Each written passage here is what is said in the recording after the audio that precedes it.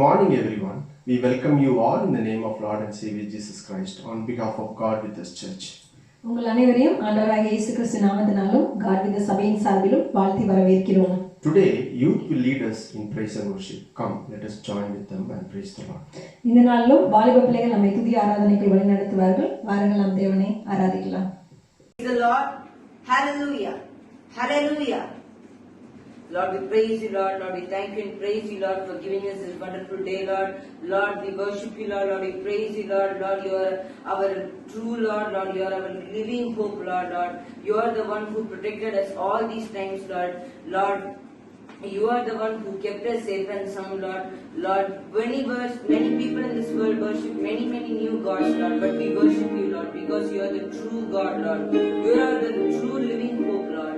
Lord, please, Lord, protect us, Lord, guide us, Lord. How great the chasm that lay between us. How high the mountains I could not climb.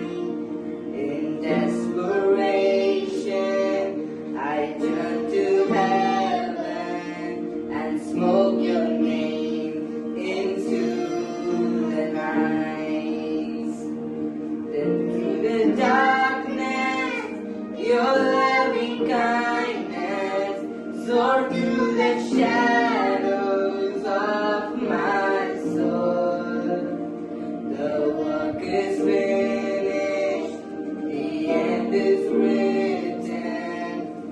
Jesus Christ, my living hope.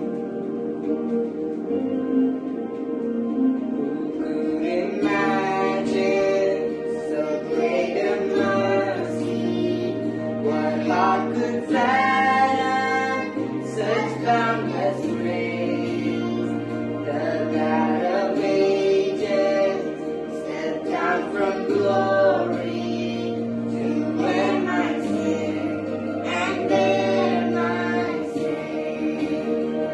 The cross has spoken, I am forgiven. The King of Kings calls me.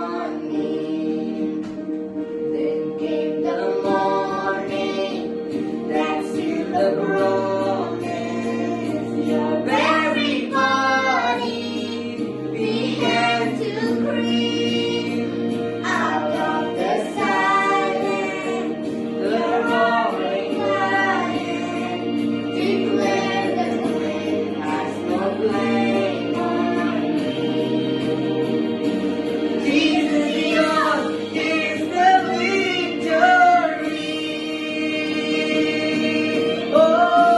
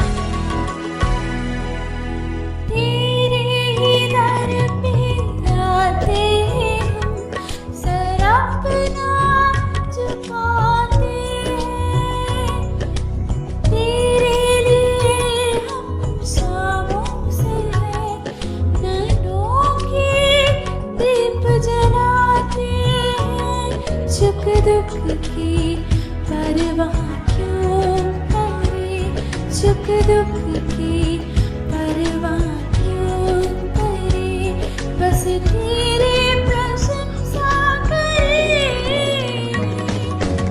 आराधना करे, तेरी महिमा करे, आराधना करे, तेरी महिमा करे, तेरी महिमा हम करें।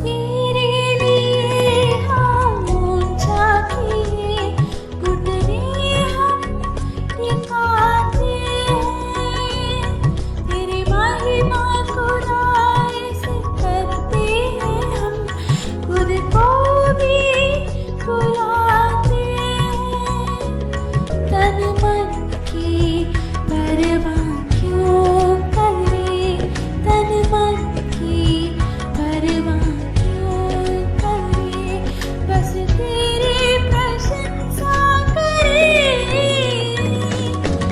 आराधना करे, तेरी महिमा करे, आराधना करे, तेरी महिमा करे, तेरी महिमा हम करें।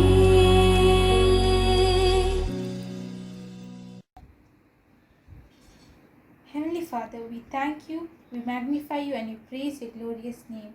We thank you for giving your Son to us. You are holy, we extol thee.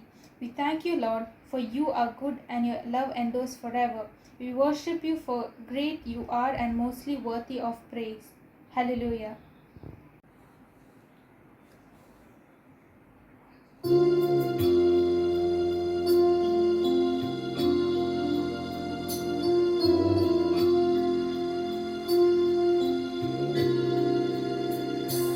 Give thanks with a grateful heart. Give thanks to the Holy One. Give thanks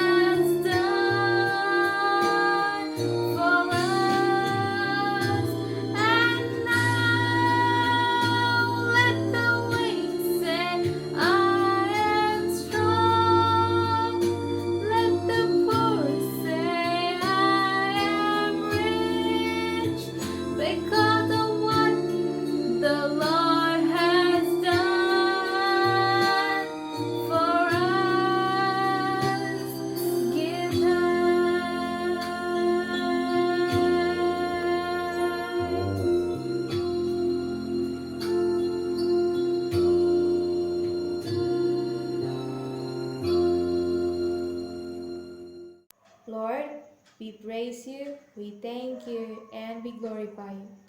Thank you for your amazing grace and your love, Lord. We commit our lives and we commit our hearts to you. Let the world feel your amazing grace in us.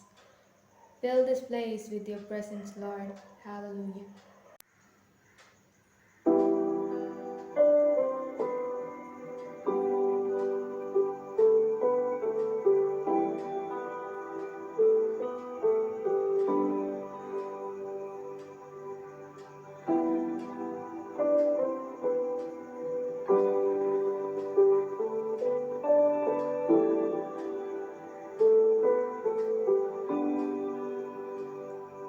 All these pieces, broken and scattered, in mercy gathered, mended and whole, empty-handed, but not forsaken.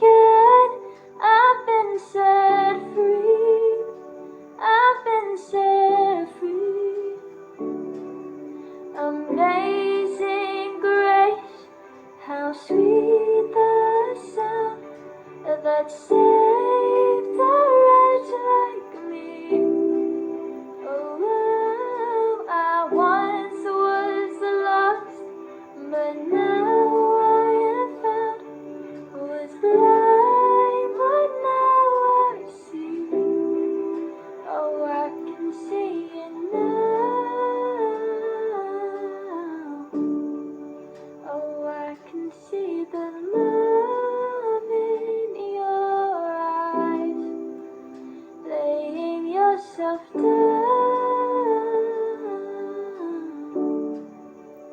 raising up the broken to life.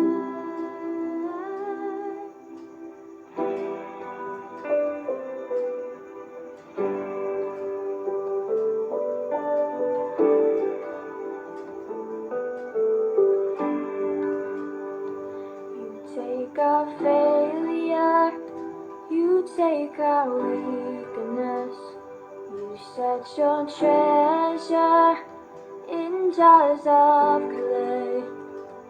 So take this heart, Lord, I'll be your vessel, the world to see your life in me. Oh, amazing grace, how sweet the sound that saved a wretch like me. Oh, I once was lost, but now I am found. Was blind, but now I see. Oh, I can see it now. Oh, I can see the love in your eyes, laying yourself down, raising up the broken to life.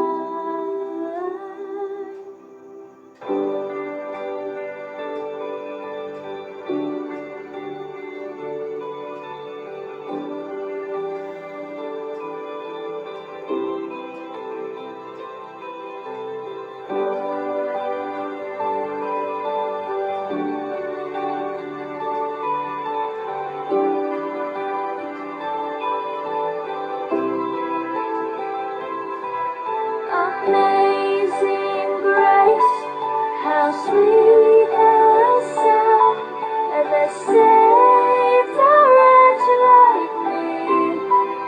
Oh, I once was lost, but now I am found.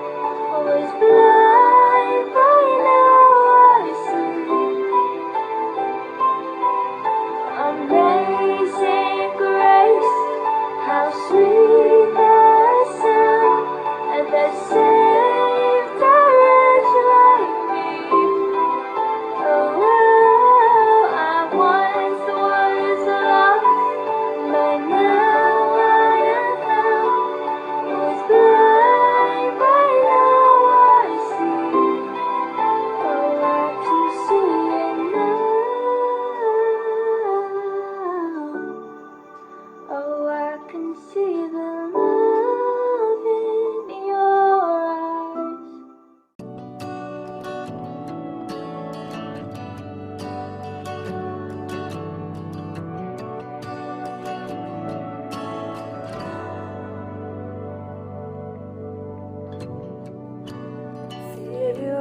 come, quiet my soul.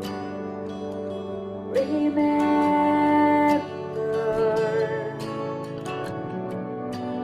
redemption's in your blood was spilled for my ransom.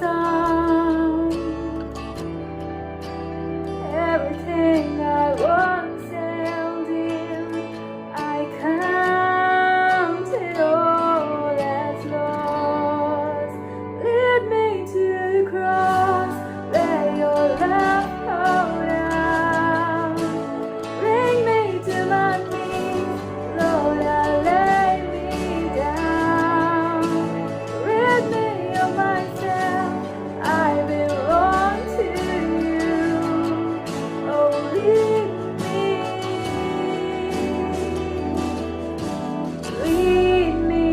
to the cross.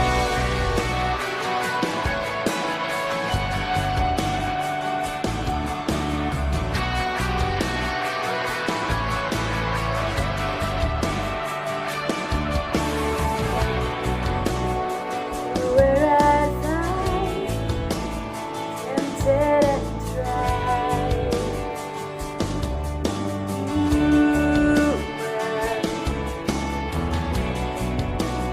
word became flesh, with my sitting there. Love your reason,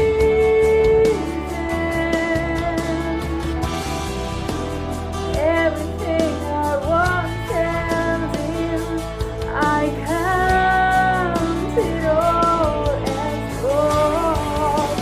Lead me to the cross, where your love poured out. Bring me to my knees, Lord, I lay me down. Rid me of myself, I belong to you. Oh, lead me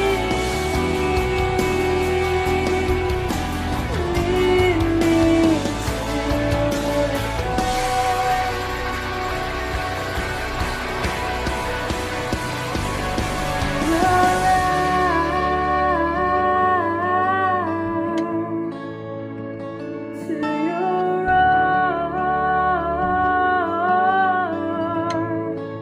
Lead me to your arms. Lead me to your arms. Lead me to the cross, where your love poured out.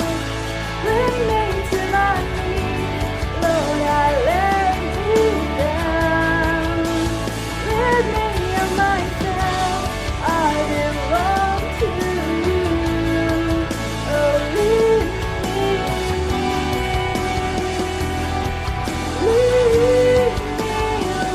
me to the cross, where your love poured out. Bring me to my knees, Lord, I lay me down. Rid me of myself, I belong to you. Oh, lead me to the cross. ஏவா தேவனே தகப்பனே ஆராதிக்கிறோம் தகப்பனே உம்மை துதிக்கிறோம் தகப்பனே ஏசப்பா இந்த ஒரு நல்ல வேலைக்கு மிக நன்றி தகப்பனே இயேசுவே நல்லவரே வல்லவரே போதுமானவரே தகப்பனே ஏசப்பா எங்களை அழைத்து வந்தீங்க தகப்பனே ஏசப்பா ஆராதிக்க தகப்பனே ஏசப்பா எங்களை நீங்க தகப்பனே அழைத்து தகப்பனே ஏசப்பா ஒரு நாளும் தகப்பனே எங்களுக்கு உயிர் கொடுத்து தகப்பனே நீங்க வழிநடத்துறதுக்காக உங்க கிருபைக்காக நன்றி தகப்பனே இயேசுவே தகப்பனே ஏசப்பா இந்த ஒரு நல்ல நாளிலையும் தகப்பனே ஆராதிக்க எங்களை வைத்தியரை தகப்பனே அதற்காக நன்றி தகப்பனே ஆராதிக்கிறோம் சொல்லுகிறோம் தகப்பனே ஏசப்பா ஹalleluya.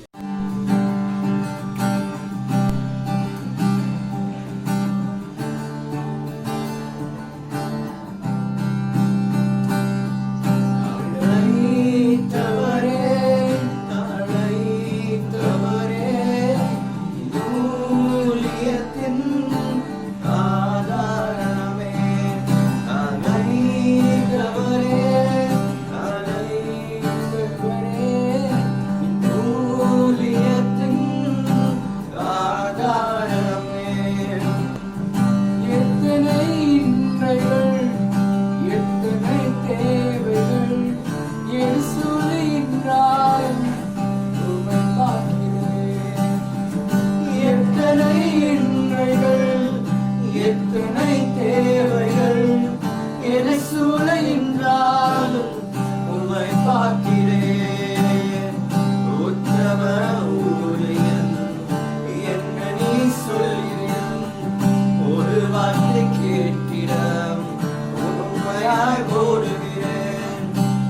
உத்தம ஊழியம் என்று நீ சொல்லிவிடும் ஒரு வார்த்தை கேட்டிடம் உண்மையாய் ஓடுகிறேன் அழைத்தவரே அழைத்தவரே என் ஊழியத்தின் ஆதாரமே அழைத்தவரே அழைத்தவரே என் ஊழியத்தின் ஆதாரமே வீணான புகழ்ச்சிகள் எனக்கு இங்க வேண்டாமே பதவியும் பெருமைகள் ஒரு நாளும் வேண்டாமே வீணான புகழ்ச்சிகள் எனக்கு இங்க வேண்டாமே பதவியும் பெருமைகள் ஒரு நாளும் வேண்டாமே ஊழிய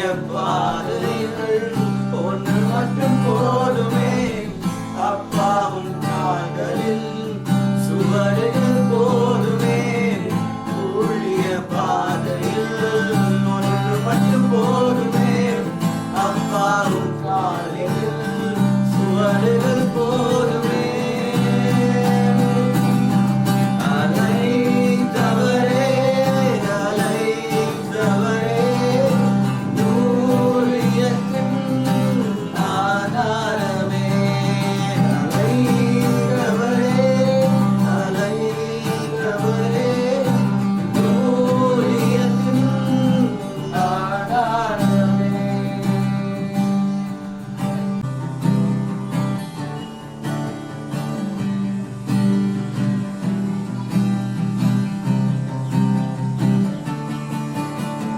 ஆராதிக்க வந்தோம் அன்பு கூட வந்தோம் யெகோவா தேவனையே துதித்திட வந்தோம் தொழுதிட வந்தோம் தூயவரே சுவையே ஆராதிக்க வந்தோம் அன்பு கூட வந்தோம் யெகோவா தேவனையே துதித்திட வந்தோம் தொழுதிட வந்தோம் தூயவரே சுவையே அலங்கார வாசலாலே பிரவசிக்க வந்து நிற்கிறோம் தேவ வீட்டின் நன்மையாலே நிரம்பிட வந்து நிற்கிறோம் அலங்கார வாசலாலே பிரவசிக்க வந்து நிற்கிறோம் தேவ வீட்டின் நன்மையாலே நிரம்பிட வந்து நிற்கிறோம் நன்மை செய்தவர்க்கே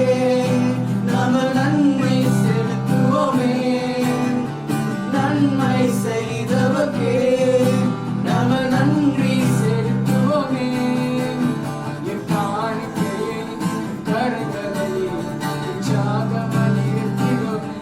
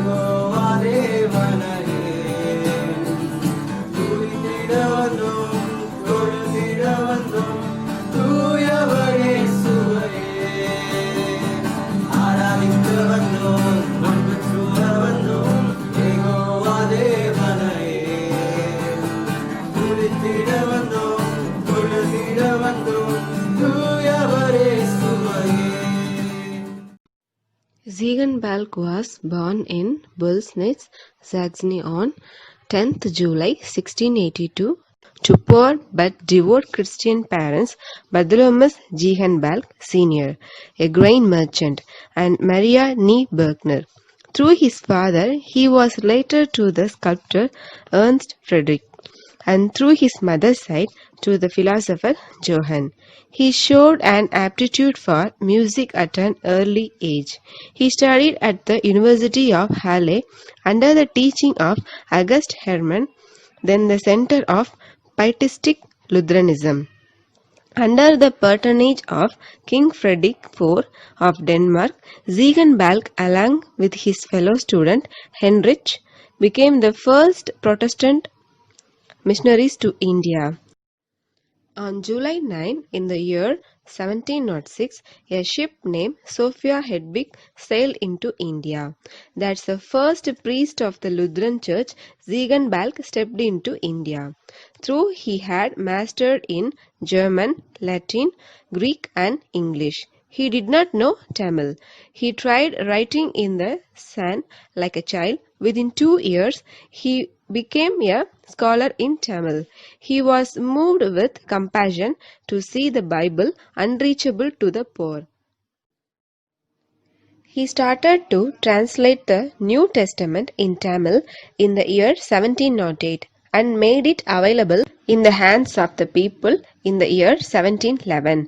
The credit for bringing out the Bible first in Tamil among the ancient languages belongs to him. He saw the orphan children roaming in the streets, so he built homes and schools for them. He compiled textbooks, he established a printing press, he constructed churches and served as a pastor. He faced many obstacles through his life's work without any discrimination of caste, religion, gender. He uplifted the lives of all people, but he lived in only for 37 years. He died on 23rd February 1719 in Trankapur. How beautiful and amazing to praise and worship the Lord along with the youth. வாலிப பிள்ளைகளோடு சேர்ந்து நம் தேவனை ஆராதிப்பது எவ்வளவு அழகாக ஒரு அற்புதமாக இருக்கிறது. We bless them in the name of Lord and Savior Jesus Christ. நாம் அவர்களை ஆண்டவராகிய இயேசு கிறிஸ்து நாமத்தினாலே ஆசீர்வதிக்கிறோம். Let them be a blessing to nations. அநேக தேசங்களுக்கு அவர்கள் ஆசீர்வாதமாக இருப்பார்களாக. Last week we learned the need for discerning of spirit, which is the gift of the Holy Spirit. நாம் கடந்த வாரத்தில் பரிசுத்த ஆவியானவருடைய வரமாகிய ஆவிகளை பகுத்தறியும் வரத்தின் தேவையை குறித்து கற்றுக்கொண்டோம். This gift helps us to discern all things spiritually. இந்த வரமானது நாம் எல்லா காரியங்களையும் ஆவிக்கேற்ற பிரகாரமாக ஆராய்ந்து நிதானிப்பதற்கு உதவியாக இருக்கிறது. As we saw in 1 Corinthians 2:14 and 15 last week. நாம் கடந்த வாரத்தில் வேதத்தில் 1 கொரிந்தியர் 2ஆம் அதிகாரம் 14-15 பார்த்தபடியாக இது இருக்கிறது. So we are spiritual people. நாம் எல்லாரும் ஆவிக்குரிய மனிதர்கள். We are born again people. நாம் எல்லாரும் மறுபடி பிறந்தவர்கள். We have gone through the process of regeneration. இந்த மறுபடி பிறத்தலின் அனுபவத்திற்கு உள்ளாக கடந்து வந்தவர்கள். So we are supposed to discern everything spiritually. அதனால நாம் எல்லா காரியங்களையும் ஆவிக்கேற்ற பிரகாரமாக பகுத்து ஆராய்ந்து நிதானிக்க வேண்டும். Brother, what do you mean by saying discern spiritually? Brother, ஆவிக்கேற்ற பிரகாரமாக ஆராய்ந்து நிதானித்தல் என்றால் என்ன? The spiritual person go deep to dig out the truth. So ஆவிக்குரிய மனிதன் ஒரு உண்மையை தோண்டி எடுப்பதற்காக ஒரு ஆழத்திற்குள் செல்கிறான். He does not go by the face value. அவன் மேலோட்டமாக எந்த ஒரு காரியத்தையும் பார்ப்பதில்லை. He goes to the heart of the matter. ஒரு காரியத்தின் ஆழத்திற்குள் போகிறான். We saw the illustration last week. நாம் கடந்த வாரத்தில் ஒரு அருமையான விளக்கத்தை பார்த்தோம். To go to the root. அந்த ஆணி வேருக்குள் போவது எப்படி என்பதை குறித்து. To give the solution. தீர்வை கொடுப்பதை குறித்து. If you haven't seen that, please go and watch the last week video. நீங்கள் அந்த கடந்த வார செய்தியை பார்க்கவில்லை என்றால் தயவு செய்து போய் அதை பாருங்கள். So it is a gift given by the Holy Spirit for every individual who asks for it. So கேட்கிற ஒவ்வொருவருக்கும் பரிசுத்த ஆவியானவர் கொடுக்கக்கூடிய ஒரு வரமாக இது இருக்கிறது. But does everyone use the gift of discernment? ஆனால் எல்லாரும் இந்த வரத்தை உபயோகிக்கின்றார்களா? This is a question everyone needs to answer. எல்லாரும் பதிலளிக்க வேண்டிய ஒரு கேள்வி இது. See, we are put in difficult situation now and then. ஒவ்வொரு காலகட்டங்களில் ஒரு கடினமான சூழ்நிலைக்கு நிறுத்தப்படுகிறோம். Or someone will put us on the spot. இல்லை என்றால் ஏதோ ஒரு நபர் நம்மளை அப்படிப்பட்ட ஒரு நிர்பந்தமான ஒரு சூழ்நிலையில் நிறுத்தி விடுகிறார். How do we react? நாம் அப்படிப்பட்ட சூழ்நிலைகள் எப்படி எதிர்வினையாற்றுகிறோம்? In other way, we want to take a major decision. இல்லைன்னா நம்முடைய வாழ்க்கையில் ஒரு மிகப்பெரிய தீர்மானத்தை நாம் எடுக்கிறோம். On what basis we arrive to that decision? அந்த அப்படிப்பட்ட பெரிய தீர்மானத்தை எந்த அடிப்படையில் நாம் எடுக்கிறோம்? What are the parameters which are being used to take that decision? அப்படிப்பட்ட தீர்மானத்தை எடுப்பதற்கு நாம் உபயோகப்படுத்தும் காரணிகள் என்ன? Brother, who cares, brother?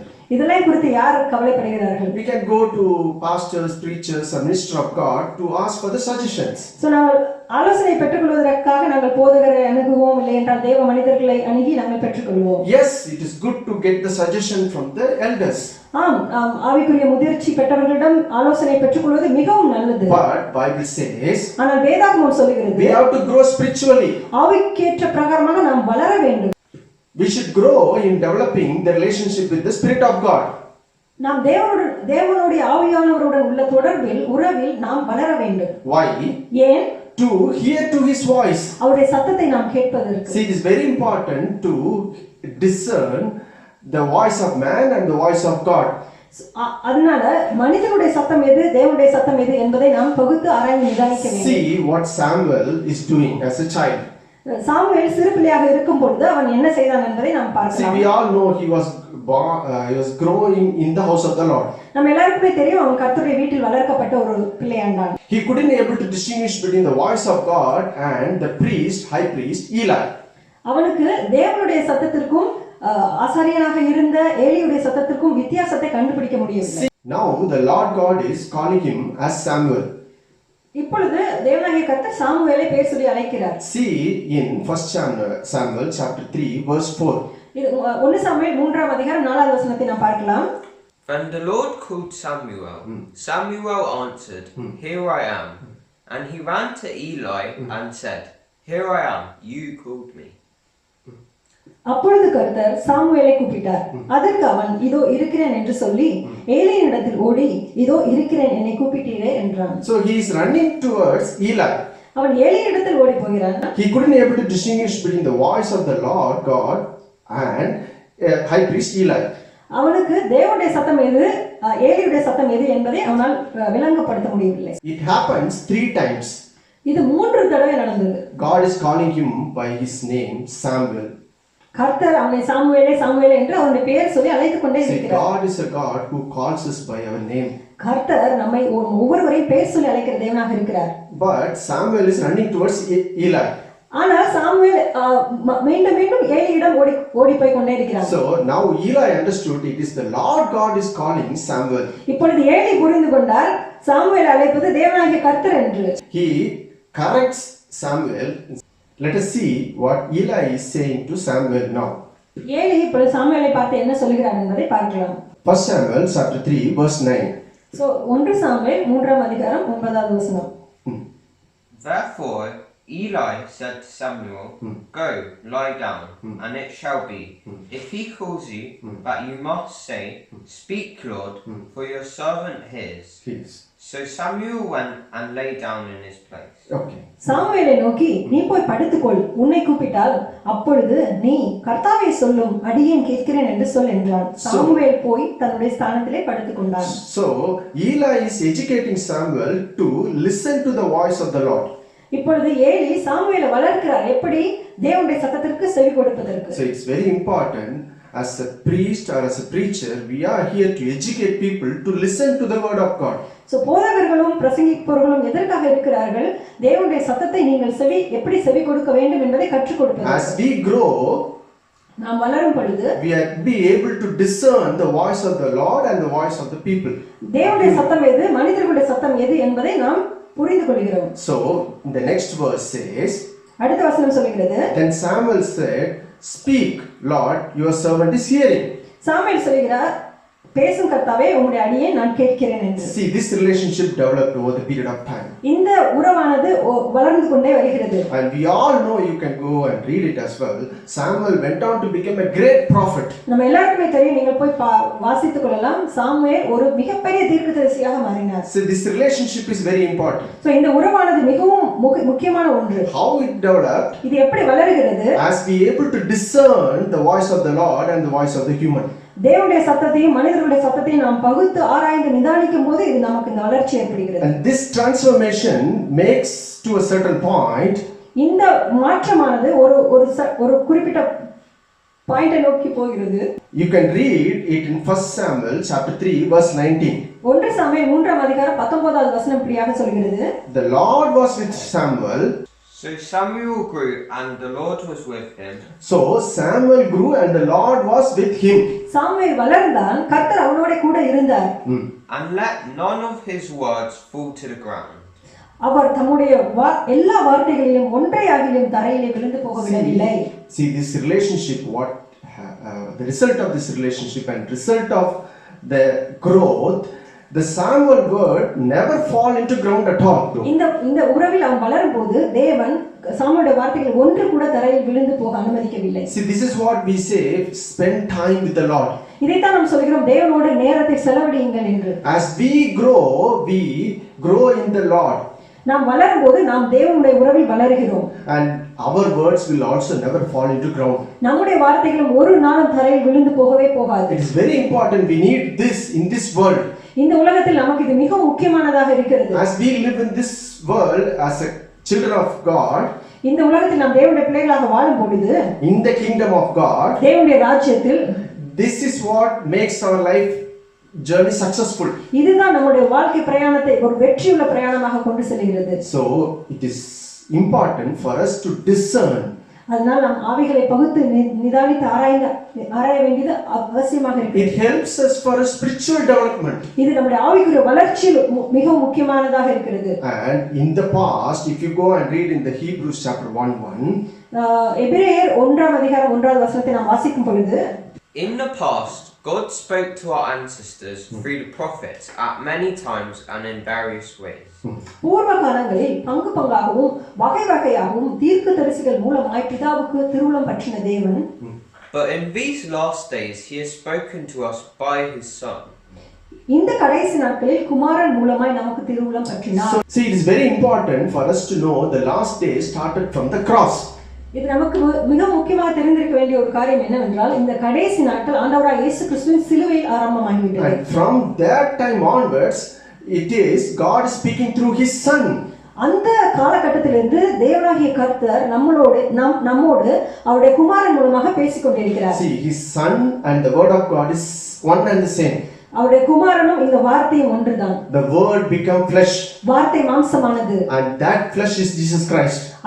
அந்த மாம்சமான வார்த்தை தான் ஆண்டவராகிய இயேசு கிறிஸ்து. He dwelled among us with grace and truth. அவர் நமக்குள் கிருபையும் சத்தியமும் நிறைந்தவராக நமக்குள் வாசம் பண்ணுகிறார். Whom he appointed heir of all things. இவரை சர்வத்துக்கும் சுதந்திரவாளியாக நியமித்தார். He is the heir of all things. Our சர்வத்துக்கும் சுதந்திரவாளி. And if as we are in Christ, we are also heirs of all things.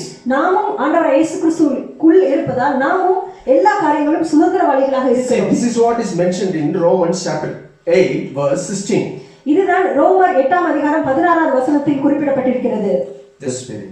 The Spirit himself testifies with our spirit that we are God's children. Who are we? நாம் யார்?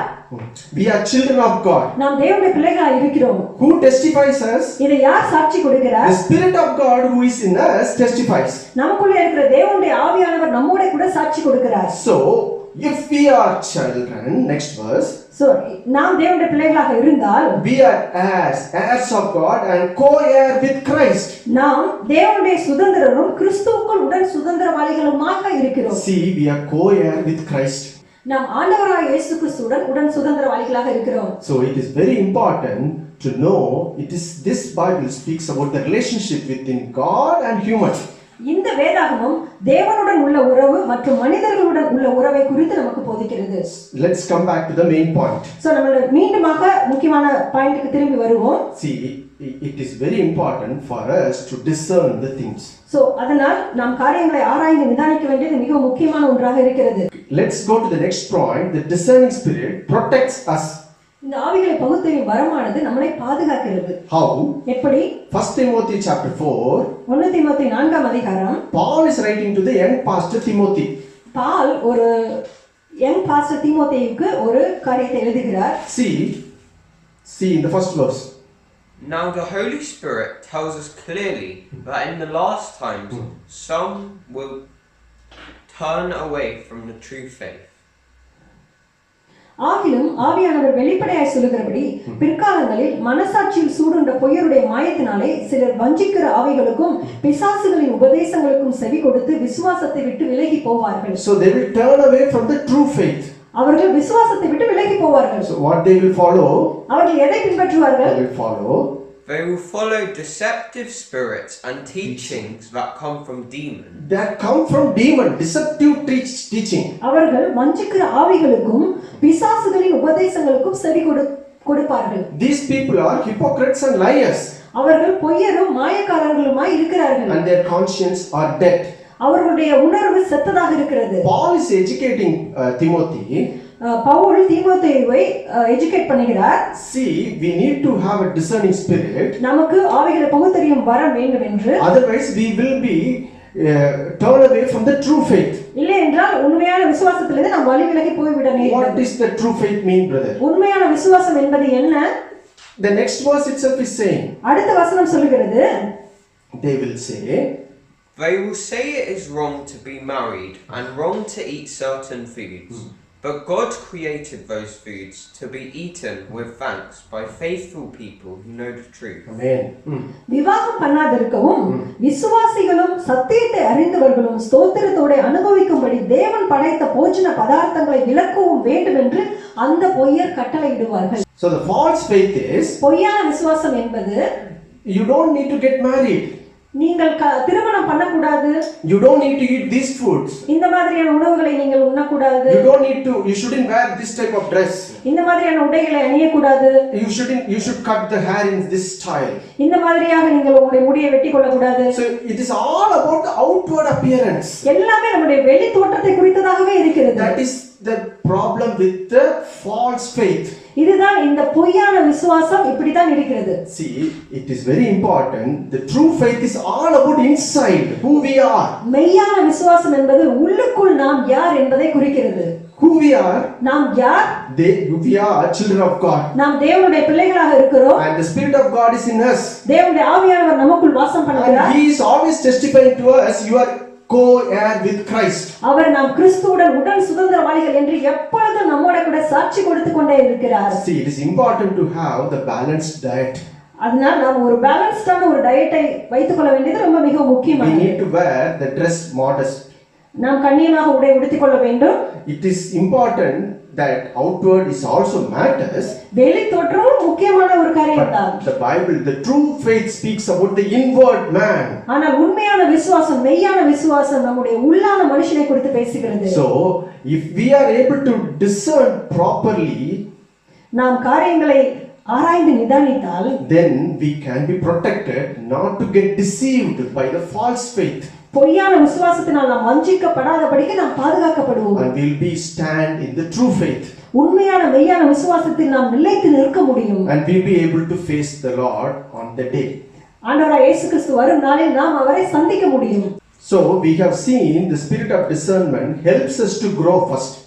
So நாம் பார்த்தோம் இந்த ஆவிகளை பகுத்தறியும் காரியமானது நாம் வளருவதற்கு உதவியாக இருக்கிறது. Second, it protects me. அதற்கு பிறகு அது நம்மை பாதுகாக்கிறது. The third one is it helps us to distinguish between temptation and testing. இது சோதனைக்கும் பரீட்சைக்கும் உள்ள வித்தியாசத்தை நமக்கு போதிக்கிறது. How? எப்படி? Let's read about temptation, James 1:13. யாக்கோபு 1ஆம் அதிகாரம் 13வது வசனத்தில் இந்த சோதனை குறித்து நாம் வாசிக்கலாம். Many people speaks about I am being tempted, brother. நிறைய மனிதர்கள் சொல்கிறார்கள் நான் சோதிக்கப்படுகிறேன் என்பதாக. Let's read what Bible says. வேதாகமம் என்ன சொல்கிறது என்பதை நாம் பார்க்கலாம். Read. When tempted, no one should say, God is tempting me. Right. சோதிக்கப்படுகிற எவனும் நான் தேவனால் சோதிக்கப்படுகிறேன் என்று சொல்லாதிருப்பானாக. For God cannot be tempted by evil. தேவன் பொல்லாங்கினால் சோதிக்கப்படுகிறவர் அல்ல. Nor does he tempt anyone. அவர் ஒருவரையும் சோதிக்கிறவரும் அல்ல.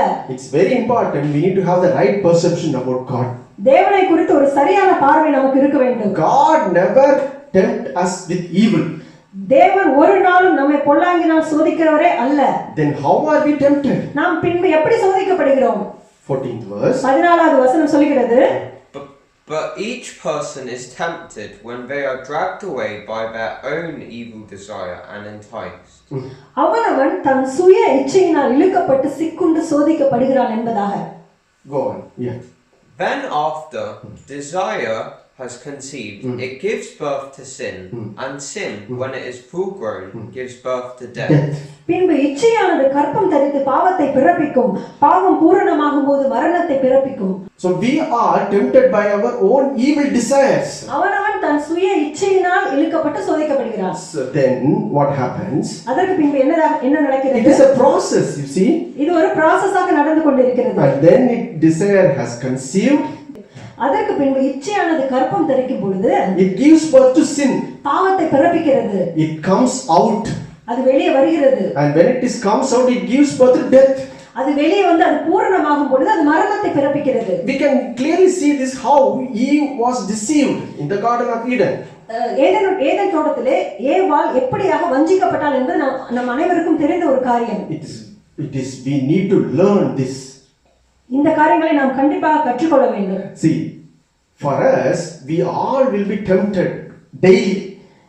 நாம் அனைவரும் அனுதினமும் ஏதோ ஒரு காரியத்திலே சோதிக்கப்படுகிறோம். See what 1 Corinthians chapter 10 verse 13 says. 1 கொரிந்தியர் 10ஆம் அதிகாரம் 13வது வசனம் என்ன சொல்கிறது? The temptations in your life are no different from what others experience. மனுஷனுக்கு நேரிடுகிற சோதனை அல்லாமல் வேறே சோதனை உங்களுக்கு நேரிடவில்லை. தேவன் உண்மையுள்ளவராக இருக்கிறார். So God is faithful. தேவன் உண்மையுள்ளவராக இருக்கிறார். See, we all face temptation in this world. That's what I said. இந்த உலகத்தில் நாம் அனைவரும் ஏதோ ஒரு வகையில் சோதிக்கப்படுகிறோம். God is faithful. தேவன் உண்மையுள்ளவராக இருக்கிறார். எதற்கு? He will not allow the temptation to be more than you can withstand. நம்முடைய திராணிக்கு மேலாக நாம் சோதிக்கப்படுவதற்கு தேவன் ஒரு நாளும் இடம் கொடுப்பதே இல்லை. We can take the examples from the Bible. நாம் வேதத்திலிருந்து ஒரு உதாரணத்தை எடுத்துக்கொள்ளலாம். Job is a very good example for this. யோபு இதற்கு ஒரு மிகச்சிறந்த உதாரணமாக இருக்கிறார். So it is important to know when we are tempted, we are not tempted beyond our capacity or beyond our capability. So நாம் சோதிக்கப்படும்போது நம் திராணிக்கு மேலாக நாம் யாருமே சோதிக்கப்படுவதில்லை. But He makes a way. The next verse says, அடுத்த வசனம் சொல்கிறது, when you are tempted, நீங்கள் சோதிக்கப்படும் பொழுது God will show you a way out so that you can endure. சோதனையை தாங்கத்தக்கதாக சோதனையோடு அதற்கு தப்பித்துக் கொள்ளும்படியான போக்கையும் உண்டாக்குவார். He makes a way. அவர் ஒரு போக்கை உண்டாக்குறார், வழியை உண்டாக்குகிறார். So it is important when we develop this relationship with the living God, ஜீவனுள்ள தேவனோடு உண்டான இந்த உறவை நாம் வளர்த்துக் கொள்ளும் பொழுது we can able to discern this is a temptation. நம்மால் பகுத்தறிந்து ஆராய முடியும் இது சோதனை என்பதாக. And we can take a decision and make a way, find the way from the living God to get out of this temptation. நாம் ஜீவனுள்ள தேவனிடம் இருந்து ஆலோசனை பெற்றுக்கொண்டு ஒரு தீர்மானத்தை எடுத்து இந்த சோதனையிலிருந்து தப்பித்துக் கொள்ளும்படியான ஒரு போக்கை நாம் உண்டாக்கிக் கொள்ளலாம். See, it helps us, the Spirit of God helps us to discern. இந்த தேவனுடைய ஆவியானவர் இந்த காரியங்களை பகுத்தறிந்து ஆராய்வதற்கு நமக்கு உதவி செய்கிறார். What is the next one? Testing of faith. So ஆவியில் பரீட்சிக்கப்படுவது என்பது என்ன? We all will be tested.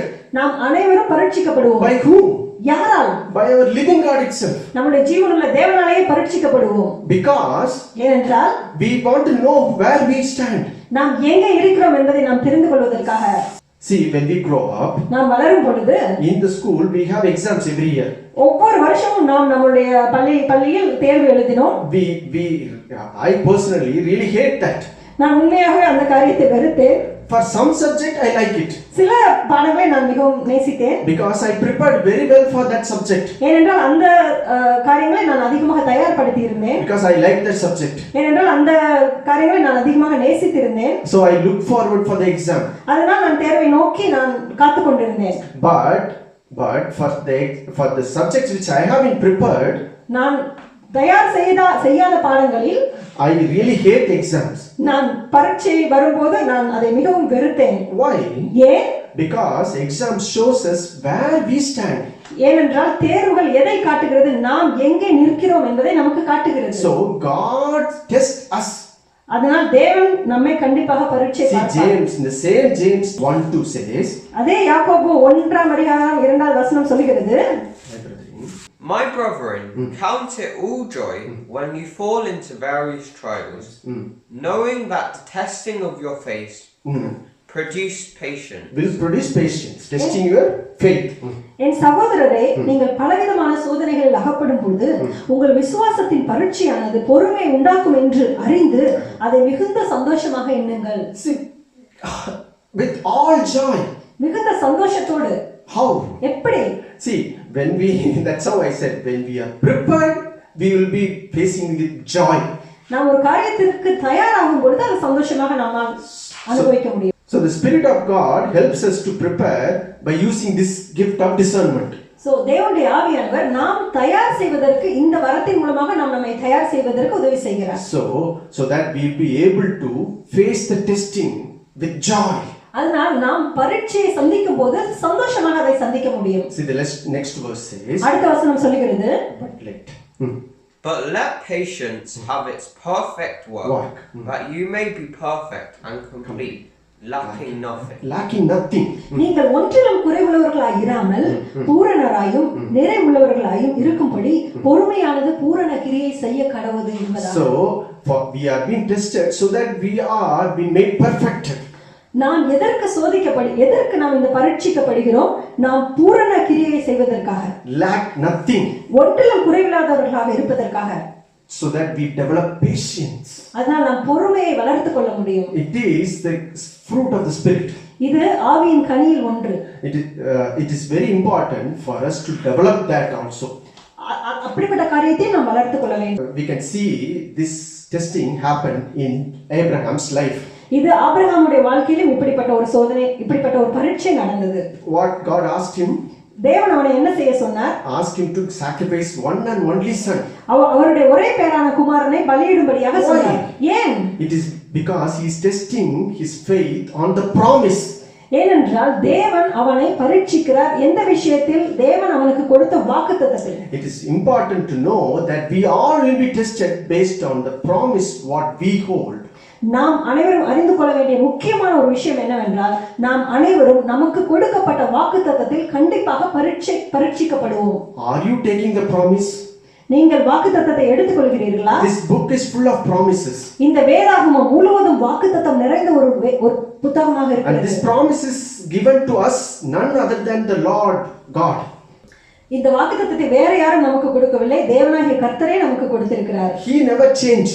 அவர் ஒரு நாளும் மாற மாட்டார். The heaven and earth shall pass away, but his words will never ever pass away. வானமும் பூமியும் ஒளிந்து போனாலும் அவருடைய வாயின் வார்த்தைகள் ஒரு நாளும் ஒளிந்து போவதில்லை. It is important for us to hold on to the promise.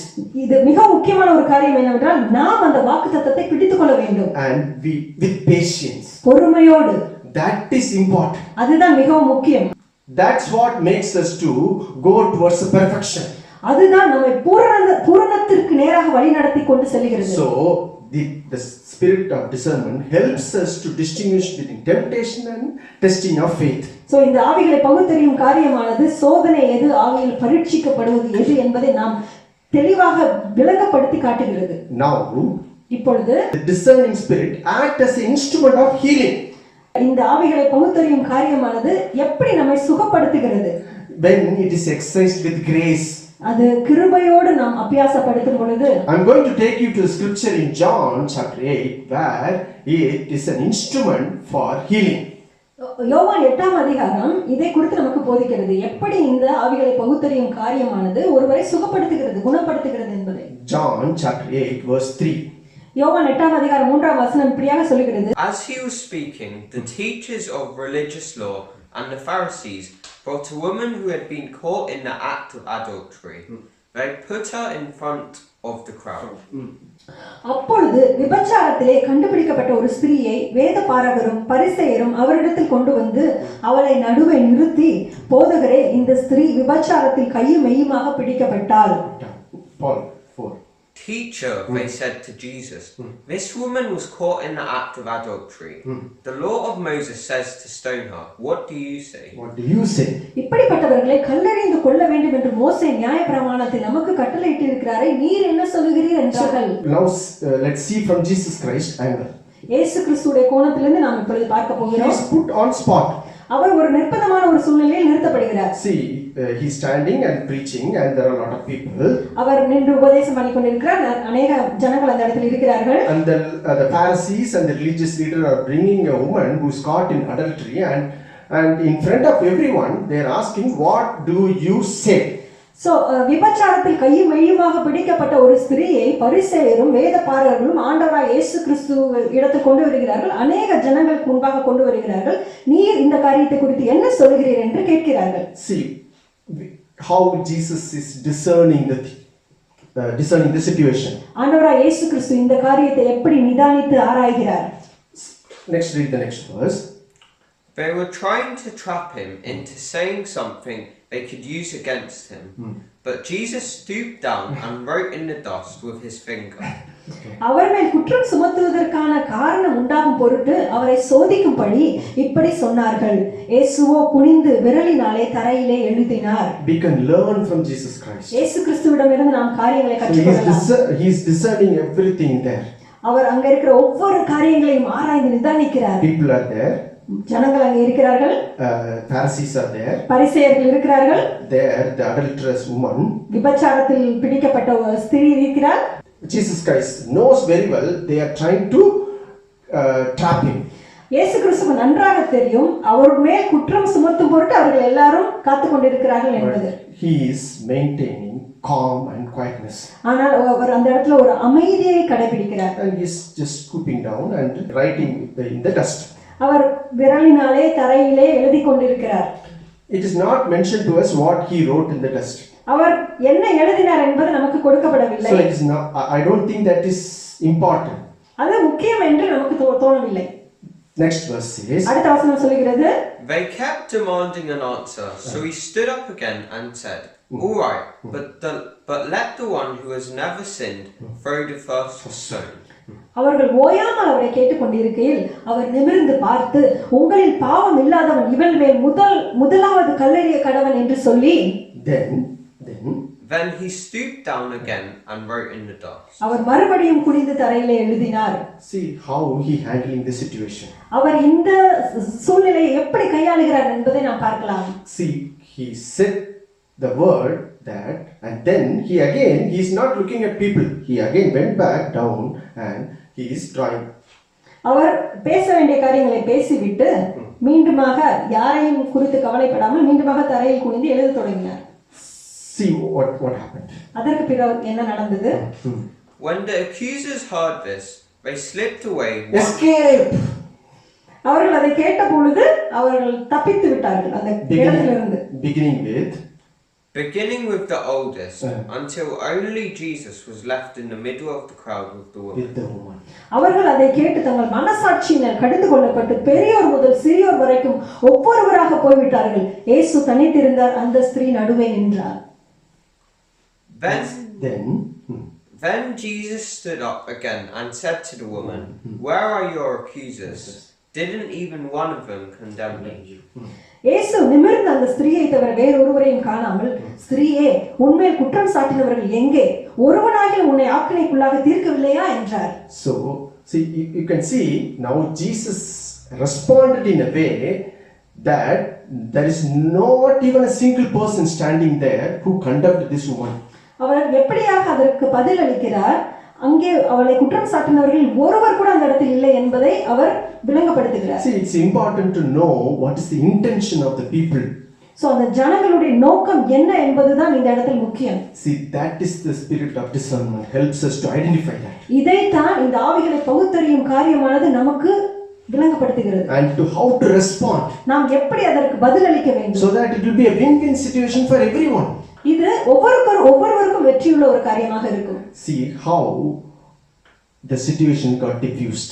எப்படியாக இந்த காரியம் எப்படி அப்படியே ஒன்றுமில்லாமல் போனது? And then you may ask this question. இந்த கேள்வியை நீங்கள் கேட்கலாம். Brother, what will be the response of that woman? அந்த ஸ்திரீயுடைய பதில் என்னவாக இருந்தது? And Jesus said, neither do I. Go and sin no more. Go and sin no more. நான் உன்னை ஆக்கினைக்குள்ளாக தீர்க்கிறதில்லை, நீ போ, இனி பாவம் செய்யாதே என்றார். See, he is in flesh. அவர் மாம்சத்தில் இருக்கிறார். He is the one who gave the law. அவர்தான் இந்த நியாயப்பிரமாணத்தை மனிதர்களுக்கு கொடுத்தது. He knows the intention of the law. அந்த நியாயப்பிரமாணத்தின் நோக்கம் என்ன என்பது அவருக்கு நன்றாக The தெரியும். intention of the law is to convict people there is a sin inside of everyone. அந்த நியாயப்பிரமாணம் கொடுக்கப்பட்டதன் உண்மையான நோக்கம் என்ன? ஒவ்வொரு மனிதருக்குள்ளும் பாவம் இருக்கிறது என்பதை நாம் உணர்ந்து கொள்வதற்கு, And to look forward for sacrifice. அந்த பலியை நாம் நோக்கி பார்ப்பதற்கு. So what he is doing is he is applying the law with grace. இங்கு ஆண்டவர் இயேசு கிறிஸ்து என்ன செய்கிறார்? அந்த நியாயப்பிரமாணத்தை கிருபையோடு அபியாசப்படுத்துகிறார். How? எப்படி? See what is happening there. அங்கே என்ன நடந்தது? He is not judging that woman. அந்த ஸ்திரியை அவர் கண்டனம் பண்ணவில்லை. Why? ஏன்? According to law, you need 2 or 3 people to establish it. So நியாயப்பிரமாணத்தின்படி ஒருவரை குற்றம் சாட்டுவதற்கு 2 அல்லது 3 சாட்சிகள் கண்டிப்பாக தேவை. So that is the reason he didn't condemn that woman. அதனால்தான் அந்த ஸ்திரியை அவர் கண்டனம் செய்யவில்லை. But if you take it from the angle of the woman, அந்த ஸ்திரியுடைய கோணத்திலிருந்து நாம் பார்க்கும் பொழுது, he have received the grace. அவள் அந்த கிருபையை பெற்றுக்கொண்டாள். It is opening up the floodgate of grace for her. கிருபை ஒரு வெள்ளம், மடை திறந்த வெள்ளம் போல கிருபையை அவள் பெற்றுக்கொண்டாள். She would have been living a life of condemnation for many years. அந்த குற்ற உணர்வோடு அவள் அநேக வருடங்களை அவள் கழித்திருக்க வேண்டும். This forgiveness இந்த மன்னிப்பானது made her to repent அவளை மனம் திரும்ப செய்தது. and repent towards the Lord God. தேவனாகிய கர்த்தரை நோக்கி அவளை மனம் திரும்ப வைத்தது. I am sure நான் கண்டிப்பாக சொல்கிறேன், she would have never ever gone back to adultery again. அவள் மீண்டும் கண்டிப்பாக அந்த விபச்சார தொழிலுக்கு போயிருக்கவே மாட்டாள். This is what Bible says. இதுதான் வேதம் நமக்கு சொல்கிறது. Grace of God. தேவனுடைய கிருபை. And it makes us to stand in our own feet. நம்முடைய சொந்த கால்களில் நம்மை நிமிர்ந்து நிற்க வைக்கிறது. And to fight this world. இந்த உலகத்தில் நாம் போராடுவதற்கு. And it is very important to receive this grace. இந்த கிருபையை நாம் பெற்றுக்கொள்வது மிகவும் அவசியமாக இருக்கிறது. And not only that, அது மட்டுமல்ல, and wherever we go, நாம் எங்கே போனாலும் we are an instrument of healing for other people. மற்றவர்களை குணமாக்கும் ஒரு கருவியாக நாம் இருப்போம். As we grow, நாம் வளரும் பொழுது God uses, நம்மை கர்த்தர் the பயன்படுத்துகிறார். Spirit of God enables us தேவனுடைய ஆவியானவர் நம்மை உத்வேகப்படுத்துகிறார் to speak the right word, சரியான வார்த்தைகளை பேசுவதற்கு. so that there will be peace, அதனால் சமாதானம் அந்த இடத்தில் இருக்கும். there will be a repentance, மனம் திரும்புதல் அந்த இடத்தில் இருக்கும். and God's mercy will be seen, தேவனுடைய இரக்கமானது எல்லாராலும் காணப்படும். so that the community will grow. அதனால் அந்த சமூகமே வளரத் தொடங்கும். And that is what is all about Christianity. இதுதான் கிறிஸ்தவத்தின் முக்கியமான ஒரு காரியம். So the discerning spirit is an instrument of healing.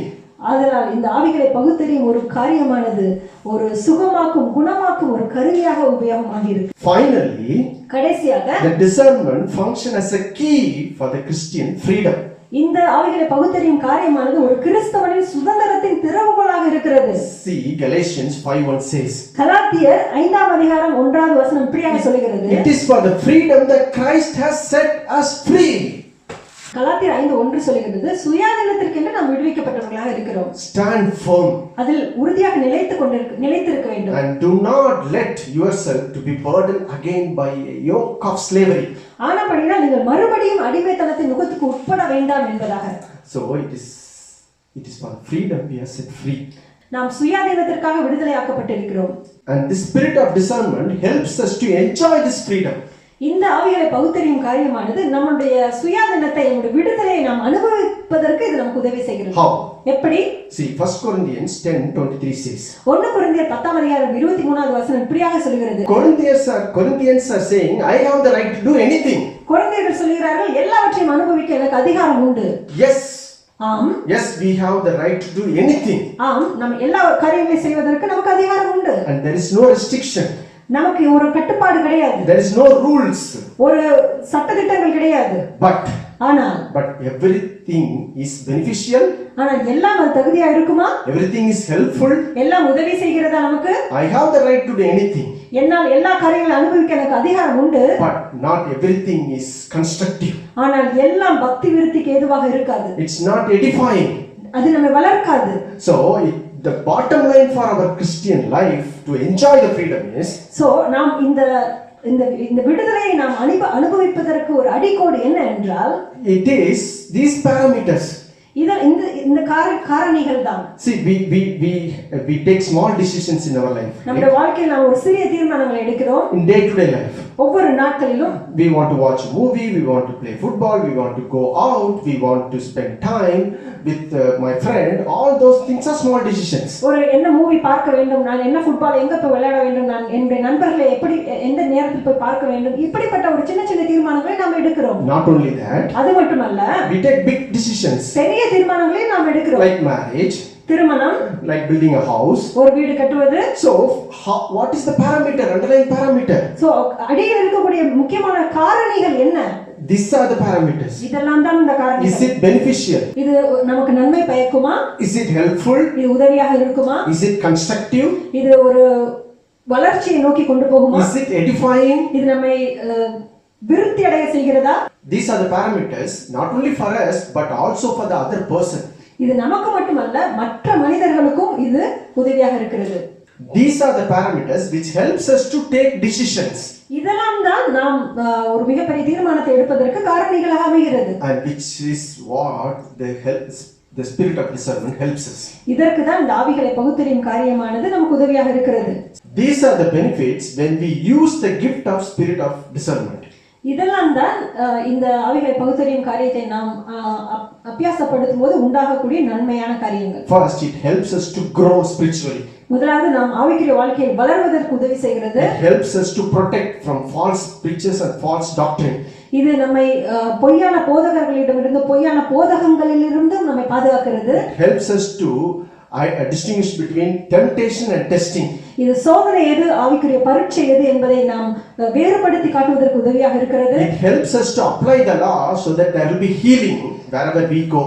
அதனால தான் இது நம்ம சட்டதிட்டங்களை ஒரு கிருபையோடு நாம் அபியாசப்படுத்தும் பொழுது நம்ம போகிற எல்லா இடங்களிலும் இது ஒரு சுகத்தை, ஒரு குணமாக்குதலை உண்டாக்குகிறது. Bring peace also there. சமாதானத்தை உண்டாக்குகிறது. Finally, it functions as a key for the Christian freedom. கடைசியாக இது ஒரு கிறிஸ்துவனுடைய சுயாதீனத்தின் திறவுகோலாக இருக்கிறது. Okay, so we use the gift of spirit of discernment to have a successful life in this world. அதனால் இந்த உலகத்தில் நாம் ஒரு வெற்றியுள்ள வாழ்க்கை வாழ்வதற்கு இந்த ஆவிகளை பகுத்தறியும் காரியத்தை நாம் உபயோகிக்கிறோம். Let's pray. ஜெபிக்கலாம். Thank you, Lord. Thank you, Father. Thank you for this day. Thank you, Lord, for this lovely service. Thank you for your word, Lord. Thank you for the Holy Spirit which has poured out to us, Lord. Thank you for the sacrifice. You become the atonement, Lord. You become the atonement, Lord. Thank you, Lord. You become the atonement, Lord. So that we can receive the Spirit of God in our heart, Lord. Who helps us to discern all things. Helps us to go to the roots, Lord. So that we can have a successful life. I pray for the people who are asking for this gift at this point of time, Lord. You are a God who are always willing to give more than what they ask, Lord. Let the Spirit minister to them also as well, Lord. Let them know there is a living God. There is a living God. Like as Samuel grew, we all can grow in you, Lord. We all can grow in this world, Lord. In Jesus' name we pray. Amen. பரலோகத்தில் நல்ல பிதாவே, அப்பா இந்த ஒரு நல்ல ஒரு ஆராதனை நீங்க எங்களுக்கு கட்டளையிட்டதற்காக நன்றியோடு துதிக்கிறோம். அப்பா வேதத்தின் ஆழங்களை நீங்க எங்களுக்கு கற்றுக் கொடுத்தபடி நான் நன்றியோடு துதிக்கிறோம் சுவாமி. அப்பா இந்த ஆவிகளை பகுத்தறியும் வரத்தை குறித்து எங்களுக்கு நல்ல ஒரு போதனை கொடுத்திருமே, நன்றியோடு துதிக்கிறோம் கர்த்தாவே. அப்பா பிதாவாகி தேவனை ஒரே பேரான குமாரனை அடிக்கப்படும்படியாக எங்களுக்காக நீர் ஒப்பு கொடுத்திருமே, நன்றியோடு துதிக்கிறோம் தகப்பனே. எங்களுக்காக இறங்கி மாம்சத்தில் வந்து ஆண்டவராக இயேசு கிறிஸ்துவை நன்றியோடு துதிக்கிறோம். இதனால் தேவனுடைய ஆவியானவர் எங்களுடைய உள்ளங்களில் ஊற்றப்பட்டிருக்கிறபடி நான் நன்றியோடு துதிக்கிறோம் கர்த்தாவே. அப்பா இந்த உலகத்தில் நாங்கள் ஒரு வெற்றியுள்ள வாழ்க்கை வாழ்வதற்கு இந்த வரம் எவ்வளவு தேவையாக இருக்கிறது அப்பா. அப்பா இந்த நேரத்தில் கூட சுவாமி ஆண்டவர் இந்த ஆவிகளை பகுத்தறியும் வரத்திற்காக யாரெல்லாம் உண்மை நோக்கி ஜெபிக்கிறார்களோ தகப்பனே, அப்பா இந்த நேரத்தில் ஒவ்வொருவரும் பெற்றுக்கொள்வார்களாக ராஜா. உங்களுடைய வார்த்தை சொல்லுகிறது, கேளுங்கள் கொடுக்கப்படும் என்று சொல்லியிருக்கிறீங்க ராஜா. உண்மை நன்றியோடு துதிக்கிறோம். இந்த நேரத்தில் ஆசையோடு ஆர்வத்தோடு கேட்டுக்கொள்கிற ஒவ்வொருவரும் இந்த வரத்தை பெற்றுக்கொள்வார்களாக ராஜா. அப்பா எப்படியாக சாமுவேல் என்ற பிள்ளையாண்டான் கர்த்தாவே உண்மை அறிவில் வளர்ந்தாரோ, உங்களுடைய உறவில் எப்படியாக வளர்ந்தாரோ, அதே போல நாங்கள் ஒவ்வொருவரும் அறிகிற அறிவில வளரணும் சுவாமி. உங்களோட கூட இருக்கிற உறவில் நாங்கள் வளரணும் அப்பா. அப்பொழுதுதான் எங்களால் ஒரு சக்சஸ்ஃபுல்லான ஒரு வாழ்க்கை இந்த உலகத்துல வாழ முடியும். அப்பொழுதுதான் நாங்கள் மற்றவர்களுக்கு பயனுள்ள பிள்ளைகளாக இருக்க முடியும் அப்பா.